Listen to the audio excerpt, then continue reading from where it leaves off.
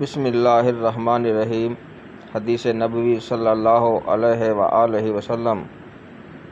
مقام جابیہ میں میرے والد عمر رضی اللہ عنہ ہمارے درمیان خطبہ دینے کے لیے کھڑے ہوئے۔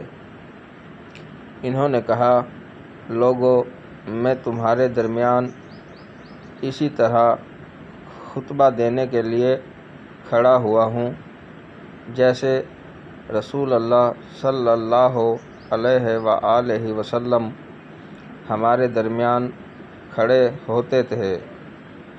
آپ صلی اللہ علیہ وآلہ وسلم نے فرمایا، میں تمہیں اپنے صحابہ کی پیروی کی وصیت کرتا ہوں، پھر ان کے بعد آنے والوں یعنی تابعین کی، پھر ان کے بعد آنے والوں یعنی تبع تابعین کی، پھر جھوٹ عام ہو جائے گا، یہاں تک کہ قسم کھلائے بغیر آدمی قسم کھائے گا اور گواہ گواہی طلب کیے جانے سے پہلے ہی گواہی دے گا۔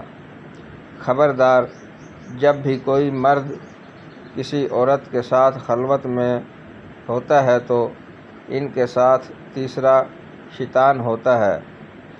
تم لوگ جماعت کو لازم پکڑو اور پارٹی بندی سے بچو، کیونکہ شیطان اکیلے آدمی کے ساتھ رہتا ہے، دو کے ساتھ اس کا رہنا نسبتاً زیادہ دور کی بات ہے۔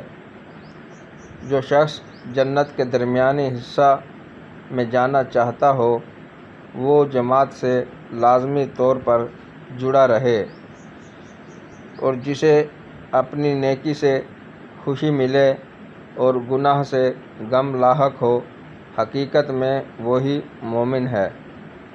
حدیث نمبر 2165، کتاب سنن ترمذی، درجہ صحیح۔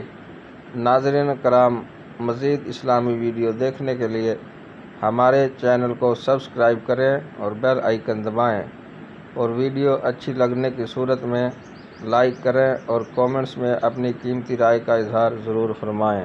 شکریہ۔